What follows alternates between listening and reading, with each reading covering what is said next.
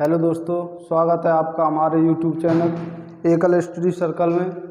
जैसा कि हमारा हिस्ट्री का टॉपिक चल रहा था, जिसमें टॉपिक था सिंधु घाटी सभ्यता।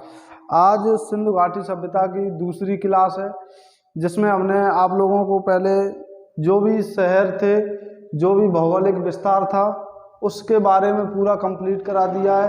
कितना वर्ग किलोमीटर उसका क्षेत्रफल था। सिंधु घाटी सभ्यता का क्षेत्रफल लगभग 13 लाख वर्ग किलोमीटर था और जिसका भौगोलिक विस्तार था वो भौगोलिक विस्तार पूर्ण रूप से समझा दिया।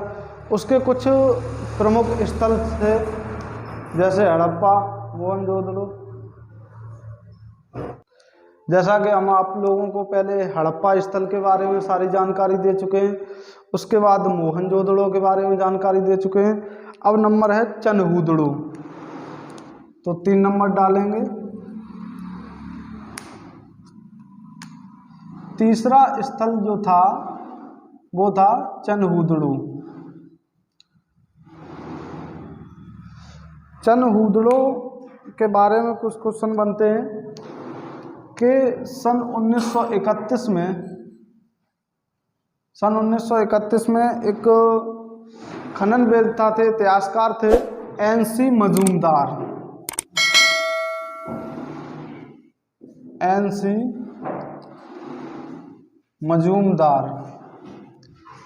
NC मजूमदार ने 1931 में इसकी खुदाई करवाई थी। ये सिंधु नदी के किनारे स्थित था।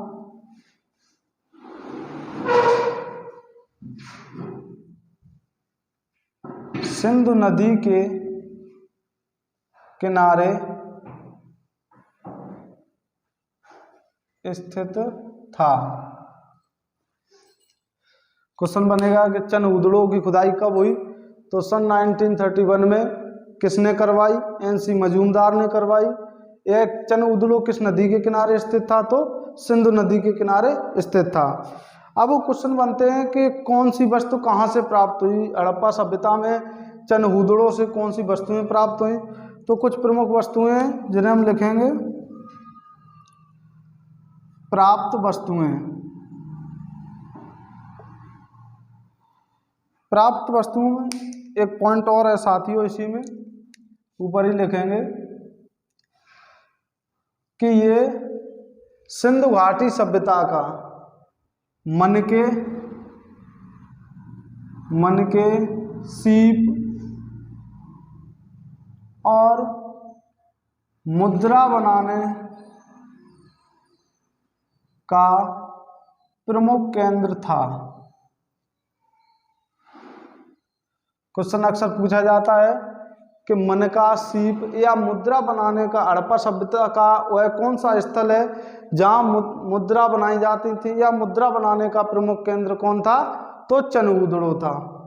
उसके बाद हम प्राप्त वस्तुओं पे आएंगे कि कौन सी वस्तु है जो चनहूदड़ो से हमें प्राप्त हुई है। उसमें नंबर 1 है, सबसे प्रमुख है सजने संवरने का सामान। सजने संवरने का सामान, इसमें काफी चीजें आ जाते हैं। कंघा, लिपस्टिक, सिंदूर और काजल। सिंधु घाटी सभ्यता में जो सजने संवरने का जो आधुनिक सामान है, ये सभी सामान चनहूदड़ो से ही प्राप्त हुए। इससे ऐसा प्रतीत होता है कि ये उस काल में भी सबसे आधुनिक था, क्योंकि कंघा, लिपस्टिक, सिंदूर, काजल उस समय अगर यहाँ से प्राप्त हुई हैं तो ये अपने आप में एक प्रमुख विशेषता थी इसकी। और यहाँ से ये कम ही चीज़ें मैंने लिखी हैं, यहाँ से काफ़ी वस्तुएं प्राप्त हुई हैं। उसके बाद नंबर 2 डालेंगे। दूसरा पॉइंट है कुत्ते के द्वारा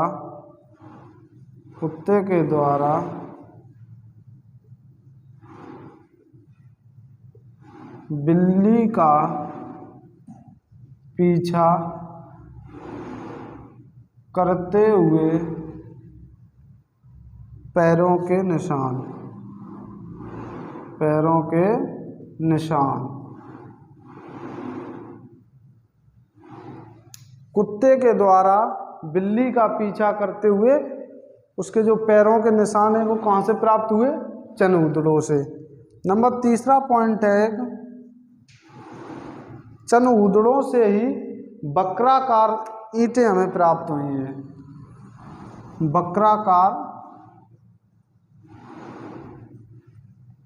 वक्राकार ईंटें प्राप्त हुई।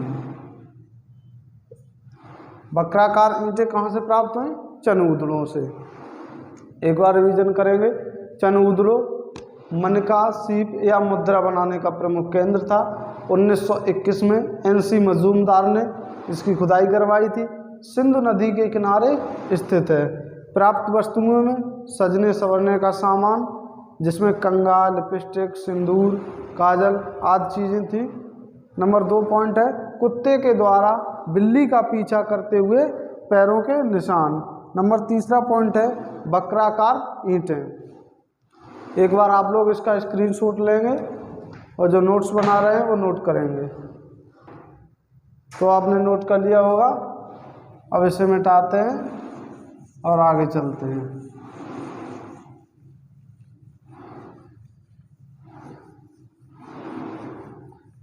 अगला शहर जो स्थल है वो है कालीबंगा। और सभी लोग जानते होंगे कालीबंगा आधुनिक समय में राजस्थान में स्थित है।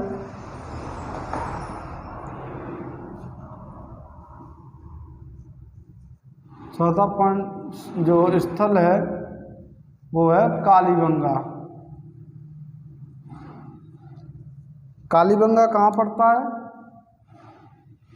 कालीबंगा का जो शाब्दिक अर्थ है वो है काले रंग की चूड़ियाँ। आप लोगों ने पढ़ा होगा। कालीबंगा का जो शाब्दिक अर्थ है वो है काले रंग की चूड़ियाँ। अक्सर यहाँ से क्वेश्चन बनता है कि कालीबंगा का शाब्दिक अर्थ क्या है? तो काले रंग की चूड़ियाँ। नंबर 2, ये राजस्थान में एक डिस्ट्रिक्ट है, जिला है गंगानगर।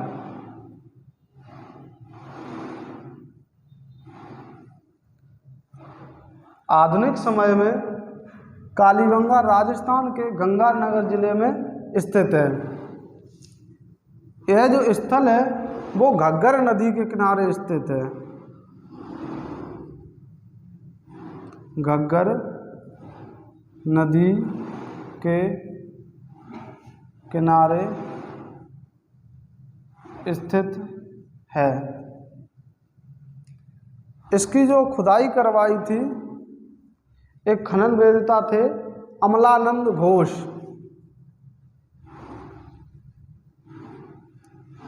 अमलानंद घोष ने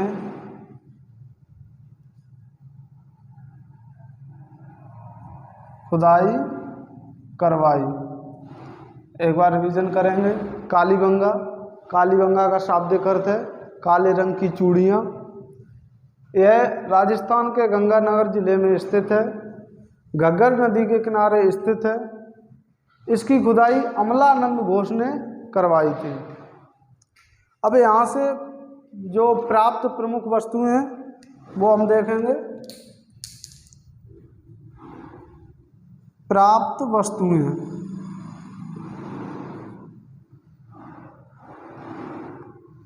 प्राप्त वस्तुओं में जो यहाँ से सर्वप्रथम बात करें हम तो शल्य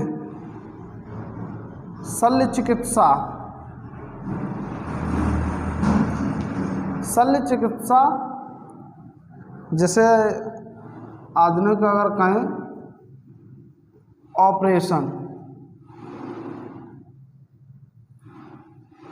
शल्य चिकित्सा या ऑपरेशन सिस्टम का सर्वप्रथम साक्ष्य जो मिले थे वो कालीबंगा से मिले थे।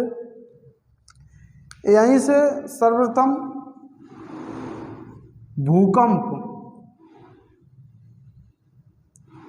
भूकंप के साक्ष्य भी यहीं से प्राप्त हुए थे। नंबर 3 है जुते हुए खेत का साक्ष्य कहाँ से मिले थे। नंबर 1 पॉइंट है शल्य चिकित्सा यानी कि ऑपरेशन सिस्टम की जानकारी सर्वप्रथम कहाँ से प्राप्त हुई, तो कालीबंगा से। नंबर 2 भूकंप के साक्ष्य हमें कहाँ से प्राप्त हुए सर्वप्रथम, तो कालीबंगा से। नंबर 3 पॉइंट है जुते हुए खेत के साक्ष्य कहाँ से मिले, तो कालीबंगा से। 4 पॉइंट एक हमारा है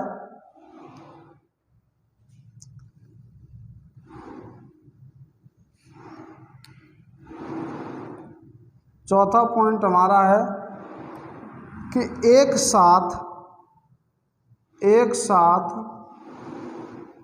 दो फसलों के बोए जाने के साक्ष्य। 4 पॉइंट जो हमारा है एक साथ 2 फसलों के बोए जाने के साक्ष्य। वो 2 फसलें थीं जो मिक्स बोई जाती थी, सरसों और चना। यानी कि प्राप्त वस्तुओं में सर्वप्रथम अगर हम देखें तो शल्य चिकित्सा के साक्ष्य कहाँ से मिले, कालीबंगा से। भूकंप के साक्ष्य सर्वप्रथम कहाँ से मिले, तो कालीबंगा से। जुते हुए खेत के साक्ष्य कहाँ से मिले, कालीबंगा से। एक साथ 2 फसलों के बोए जाने के साक्ष्य कहाँ से मिले, कालीबंगा से। और वो 2 फसलों जो एक साथ बोई जाती थी वो चना और सरसों के साक्ष्य मिले हैं। एक और पॉइंट है, आप यहाँ कहीं नोट कर लेंगे, यहाँ ऊपर कर लेंगे। 5वां पॉइंट है ऊंट की हड्डी के साक्ष्य।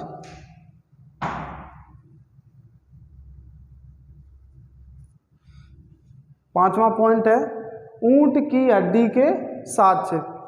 यानी कि प्राप्त वस्तुओं में नंबर 1 पॉइंट है शल्य चिकित्सा के साक्ष्य कहाँ से मिले, तो कालीबंगा से। दूसरा पॉइंट है भूकंप के साक्ष्य कहाँ से मिले, कालीबंगा। तीसरे जुते हुए खेत के साक्ष्य, कालीबंगा। एक साथ 2 फसलों के बोए जाने के साक्ष्य कहाँ से मिले, कालीबंगा से। फसलें वो 2 कौन कौन सी थी, सरसों और चना। 5वां पॉइंट जो है ऊंट की हड्डी के साक्ष्य कहाँ से मिले, तो कालीबंगा से। एक बार पूरा रिवीजन करते हैं। कालीबंगा का शाब्दिक अर्थ है काले रंग की चूड़ियाँ। राजस्थान प्रदेश में स्थित है, गंगानगर जिले में। कालीबंगा घग्गर नदी के किनारे स्थित है। अमलानंद घोष नामक व्यक्ति थे, खननवेत्ता थे, जिन्होंने इसकी खुदाई करवाई। यहाँ से प्राप्त प्रमुख वस्तुएं शल्य चिकित्सा के साक्ष्य सर्वप्रथम कालीबंगा से प्राप्त हुए। भूकंप के साक्ष्य सर्वप्रथम यहीं से प्राप्त हुए। जुते हुए खेत के साक्ष्य यहीं से प्राप्त हुए। एक साथ 2 फसलों के बोए जाने के साक्ष्य, जिनमें फसलें सरसों और चना थी। 5वां पॉइंट है ऊंट की हड्डी के साक्ष्य, कालीबंगा से ही प्राप्त हुए। इसके बाद आप लोग इसका स्क्रीनशॉट ले लें और जो लोग नोट्स बना रहे हैं वो एक बार रिटर्न कर लें। उसके बाद अगला स्थल चलते हैं। तो आप लोगों ने लिख लिया होगा इसे, अब मिटाते हैं और अगले स्थल पे चलते हैं। अगला स्थल हमारा होगा लोथल। लोथल आप लोगों को पता होगा भोगवा नदी के किनारे स्थित है और गुजरात में स्थित है।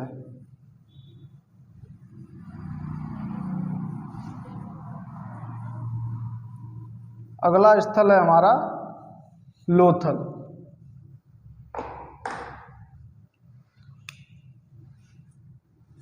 पांचवा स्थल है लोथल।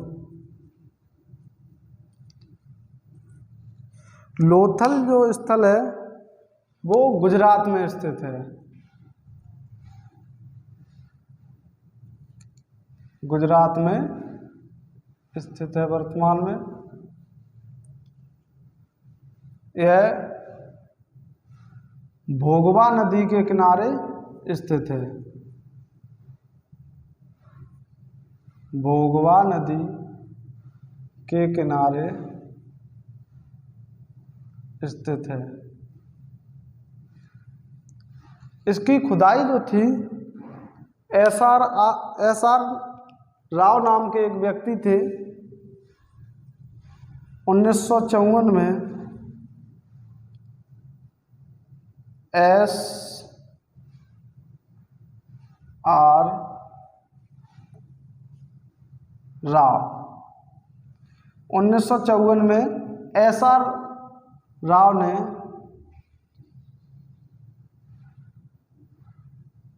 राव ने खुदाई की थी। लोथल गुजरात में स्थित है, भोगवा नदी के किनारे स्थित है। 1954 में एस आर राव नाम के खननवेत्ता थे जिन्होंने खुदाई इसकी करवाई थी। यह एक प्रमुख बंदरगाह के रूप में भी जाना जाता था। प्रमुख बंदरगाह के रूप में जाना जाता था।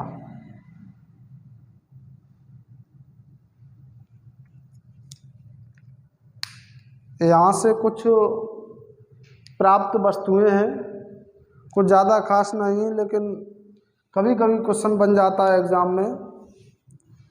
प्राप्त वस्तुएं, प्राप्त वस्तुओं में नंबर 1 पॉइंट है सुई और धागा।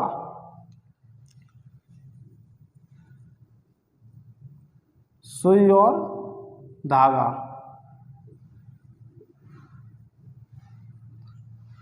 सर्वप्रथम सुई और धागा के साक्ष्य कहाँ से प्राप्त हुए?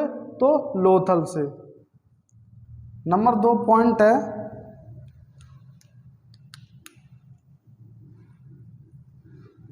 तांबे की बने तांबे के बने चित्र। ये 4 चित्र थे। इसकी एक ट्रिक है BRDO। बी से होगा VIRD वर्ड, चिड़िया।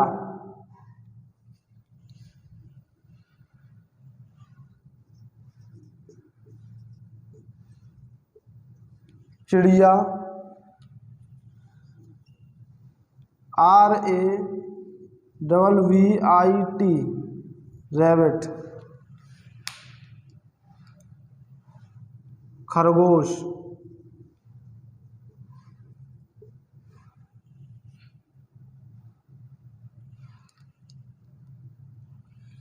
ये है आपका डक, DUCK डक। और ये है आपका ऑक्स, यानी कि बतख और बैल।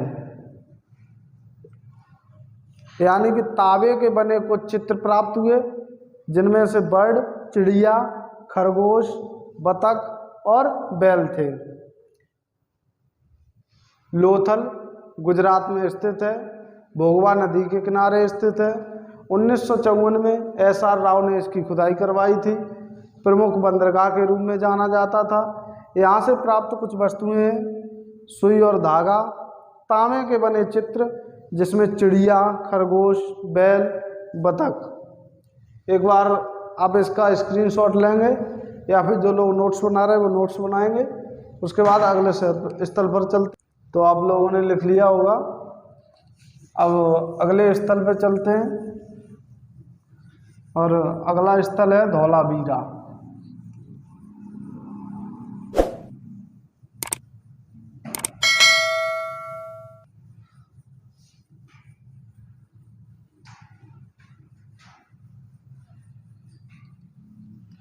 धौलावीरा में कुछ खास नहीं है,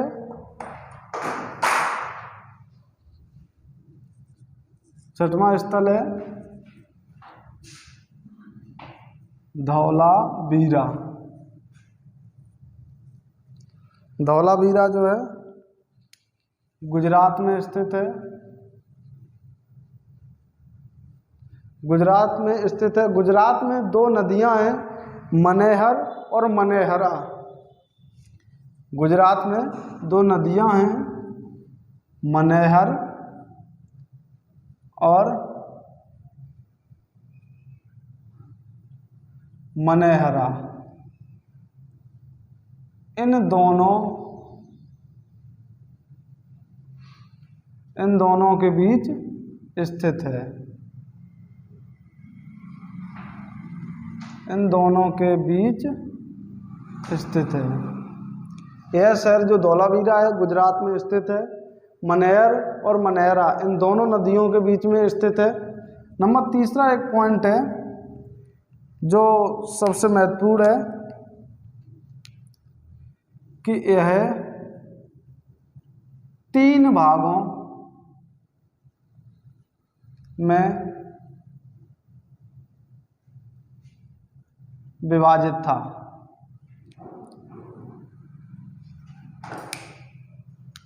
बहुत ही इम्पोर्टेंट पॉइंट है ये, क्योंकि हड़प्पा सभ्यता के जितने भी स्थल या जितने भी शहर प्राप्त हुए वो सिर्फ 2 भागों में विभाजित थे। धौलावीरा एक ऐसा स्थल है जो 3 भागों में विभाजित था। यह 3 भागों में विभाजित था। धौलावीरा गुजरात में स्थित है। मनेहर और मनेहरा 2 नदियों के बीच में स्थित है। यह 3 भागों में विभाजित था। इसमें इतना ही है। फिर इसके बाद चलते हैं अगले 4 स्थल हैं जो एक साथ पढ़ेंगे हम, हरियाणा में स्थित हैं। नंबर 1 है बनाउली। बनाउली से मिट्टी का हल प्राप्त हुआ है। मिट्टी का हल।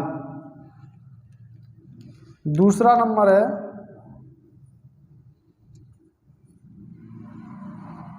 कुणाल। कुणाल से चांदी का मुकुट। कुणाल से चांदी का मुकुट प्राप्त हुआ है। उसके बाद तीसरा स्थल जो है हरियाणा का वो है कोट दीजी। कोट दीजी। कोट दीजी से धनुष बाण। धनुष और बाण। कोट दीजी की खुदाई जो करवाई थी, क्वेश्चन बना है एक बार, UPSSC ने पूछता है, फजल अहमद। फजल अहमद।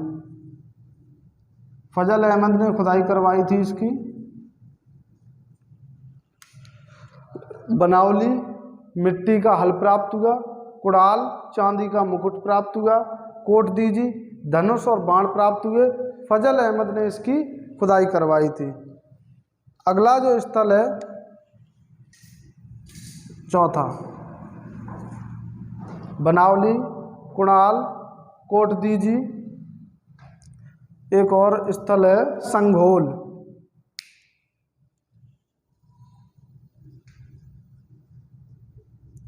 संघोल।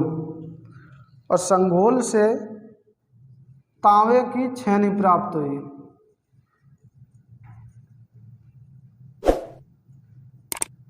तांबे की छेनी प्राप्त हुई। एक बार रिवीजन करेंगे। नंबर 6 धौलावीरा। धौलावीरा कहाँ पड़ता है? गुजरात में। मनेहर और मनेहरा इन दोनों नदियों के बीच स्थित है। जो दोआब का क्षेत्र होता है 2 नदियों के बीच, तो मनेहर और मनेहरा 2 नदियों के दोआब, यानी कि इधर से एक नदी बह रही है और एक नदी इधर से बह रही है, तो बीच में यह स्थल जो धौलावीरा था वो स्थित था। यह 3 भागों में विभाजित था।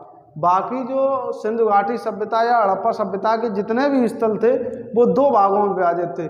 लेकिन धौलावीरा एकमात्र एक ऐसा स्थल था जो 3 भागों में विभाजित था।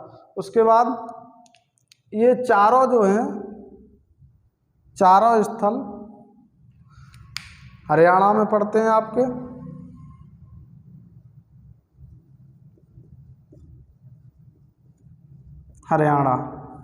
हरियाणा में ये चारों स्थल हैं। नंबर 1 बनावली, बनावली से हमें मिट्टी का हल प्राप्त हुआ है।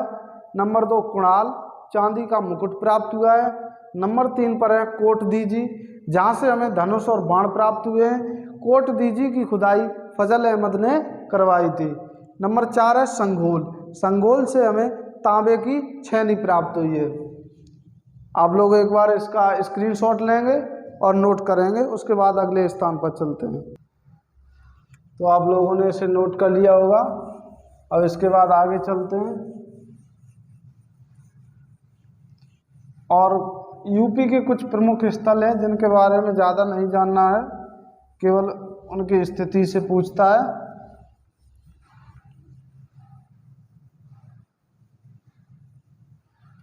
कि वो कहाँ स्थित हैं।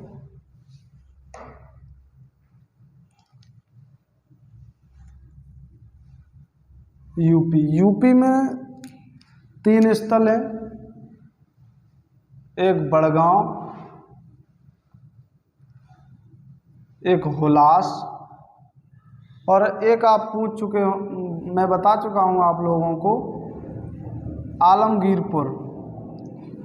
जो सिंधु घाटी सभ्यता का हमने आपको भौगोलिक विस्तार बताया था, तो उसमें आप पढ़ चुके हैं कि आलमगीरपुर सिंधु घाटी सभ्यता का सबसे पूर्वी बिंदु था। इनसे केवल ज़्यादा क्वेश्चन नहीं पूछा। आलमगीरपुर के बारे में मैं आप लोगों को बता चुका हूँ कि यह हिंडन नदी के किनारे है। हिंडन नदी के किनारे यूपी में स्थित है और अभी ये वर्तमान में मेरठ जिले में पड़ता है। अगला एक स्थल है राखीगढ़ी।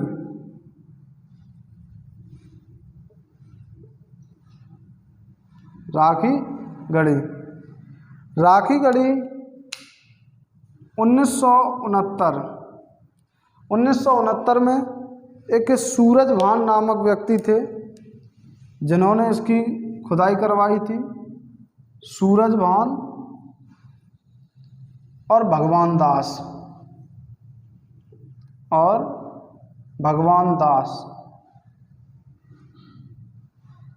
सूरजभान और भगवान दास नामक व्यक्ति थे जिन्होंने 1969 में राखीगढ़ी की खुदाई करवाई थी।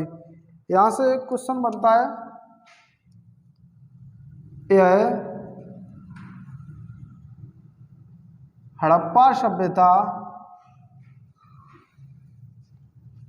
सभ्यता का सबसे बड़ा स्थल था।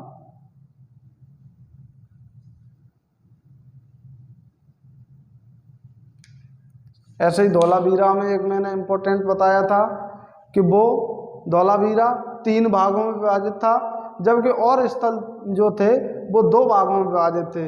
ऐसे ही राखीगढ़ी यह सबसे बड़ा स्थल है, हड़प्पा सभ्यता में सबसे बड़ा स्थल है। तो इसे भी हम इम्पोर्टेंट लिखेंगे। एक बार आप लोग इसे नोट कर लेंगे, उसके बाद हम आगे चलते हैं कि सिंधु घाटी सभ्यताओं की अब कुछ विशेषताएं लिखनी है हमें। और कुछ विद्वान हुए जिन्होंने इसके पतन के बारे में 1-2 स्टेटमेंट दिए, वो पढ़ेंगे। एक बार इसे स्क्रीनशॉट लें आप लोग और रिटर्न कर लें।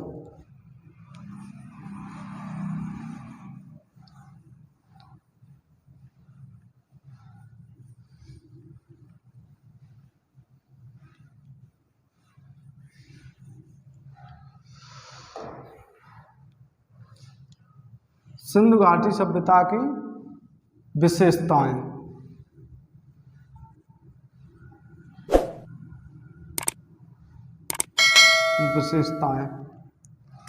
विशेषताओं में सर्वप्रथम एक विशेषता है कि इस सभ्यता की जो सड़कें थी वो 90 अंश पर काटती थी। सड़कें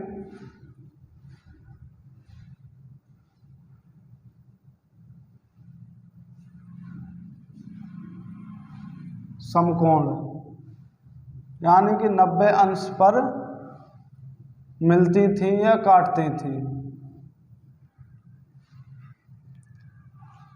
जैसे एक ये सड़क जा रही है और एक ये सड़क जा रही है, तो ये कोण जो होगा वो 90 अंश का, ये जो कोण बनेंगे ये 90 अंश का कोण होगा। ऐसी ही सड़कें थी। नंबर 2, इनकी जो ये 2 प्रकार के बांटों का प्रयोग करते थे। ये 2 प्रकार के बांटों का प्रयोग करते थे।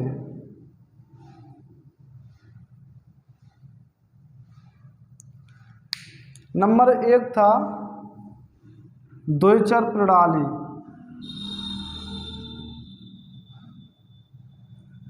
द्विचर प्रणाली से ये 2 प्रकार के बांटों का प्रयोग करते थे। नंबर 1 द्विचर प्रणाली। द्विचर प्रणाली से बहुमूल्य व हल्की वस्तुओं की माप की जाती थी। हल्की वस्तुओं की माप की जाती थी। दूसरा पॉइंट जो था 16 के अनुपात में, 16 के अनुपात में। दूसरे प्रकार के जो बांट थे 16 के अनुपात में, जैसे 4x4, 2x2, 4। इनसे 16 के अनुपात में जो बांटों का प्रयोग होता था, इनसे भारी वस्तुओं का इधर द्विचर प्रणाली में बहुमूल्य व हल्की वस्तुओं की माप की जाती थी और इसमें भारी वस्तुओं की माप की जाती थी।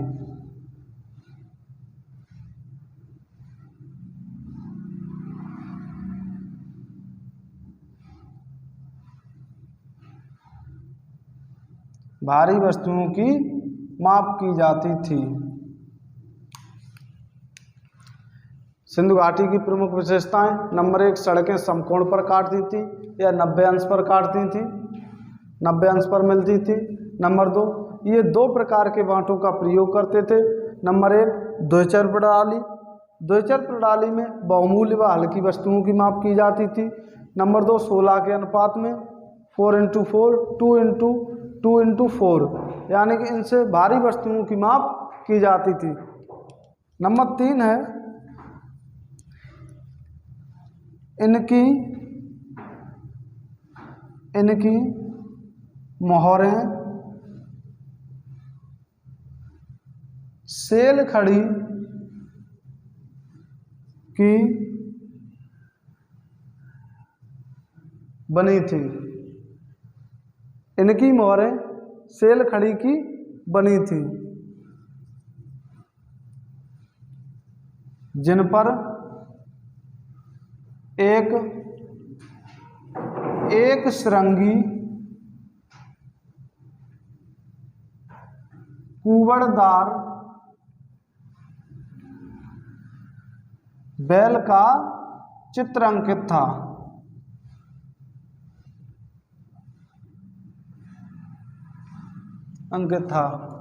सिंधु घाटी की प्रमुख विशेषताएं। सड़कें समकोण या 90 अंश पर मिलती थी। ये 2 प्रकार के बांटों का प्रयोग करते थे। द्विचर प्रणाली जिसमें बहुमूल्य व हल्की वस्तुओं की माप की जाती थी। 16 के अनुपात में 4x4, 2x4 भारी वस्तुओं की माप की जाती थी। इनकी मोहरें सेल खड़ी की बनी थी, जिन पर एक श्रृंगी कुंवरदार बैल का चित्र अंकित था। एक बार आप लोग इसे नोट करेंगे, स्क्रीनशॉट लेंगे, उसके बाद आगे चलते हैं।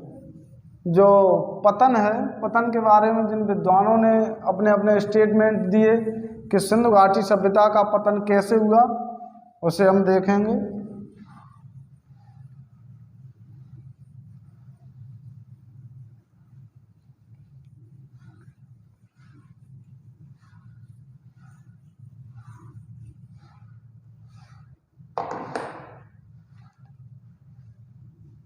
एक वैज्ञानिक थे,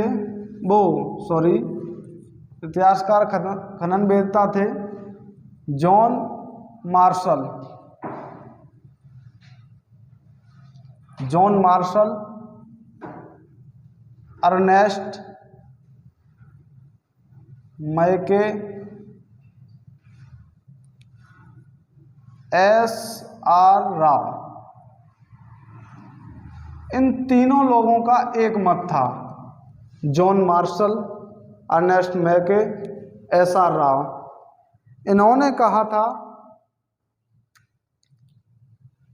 कि जो सिंधु घाटी सभ्यता है वो बाढ़ के द्वारा समाप्त हुई है।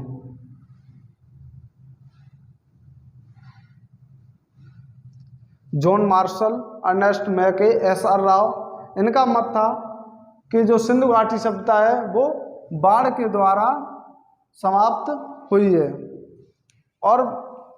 और खननवेत्ता या इतिहासकार कहें, इतिहासकार हुए, एक थे गार्डन चाइल्ड और व्हीलर। इन दोनों का एक मत था कि यह सभ्यता आर्यों के आक्रमण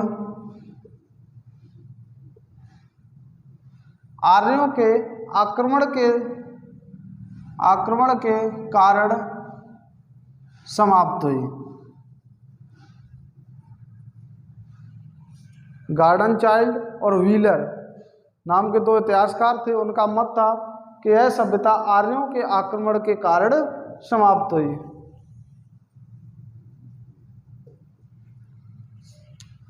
नंबर 5 एक खननवेत्ता थे के.वी.आर. कैनेडी।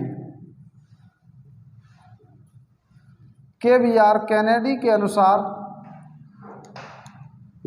यह सभ्यता मलेरिया नामक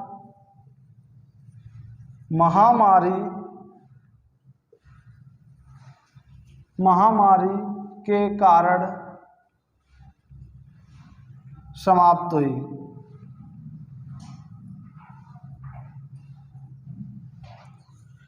पतन के जो विषय में अनेक इतिहासकार हुए जिन्होंने अलग अलग मत दिए, जिनमें John Marshall, Ernest Mackay, S R. Rao, इन्होंने एक मत दिया कि बाढ़ के द्वारा यह सभ्यता समाप्त हुई। गार्डन चाइल्ड और व्हीलर, इन दोनों ने एक साथ मत दिया कि आर्यों के आक्रमण के कारण यह सभ्यता समाप्त हुई। तीसरे नंबर पर के.वी.आर. कैनेडी, इन्होंने अपना मत दिया कि मलेरिया नामक महामारी के कारण यह सभ्यता समाप्त हुई। लेकिन एक बात आप लोगों को बता दें कि सर्वमान्य जो मत है वो बाढ़ के द्वारा समाप्त हुई। सिंधु घाटी सभ्यता बाढ़ के द्वारा समाप्त हुई, यानी कि यही मत जो है वो सर्वमान्य है। सिंधु घाटी सभ्यता जो पेट के अंदर टॉपिक था, पहला ही टॉपिक था ये सिंधु घाटी सभ्यता। आज ये टॉपिक हमारा समाप्त हुआ। इसके बाद अगला टॉपिक है वैदिक संस्कृति, और उसी पे हम आगे क्लास लेके आएंगे। तो अगर आप लोगों का कंटेंट अच्छा लगा हो तो हमारे चैनल को शेयर करें, लाइक करें और बेल आइकन दबाना न भूलें। थैंक्स, धन्यवाद।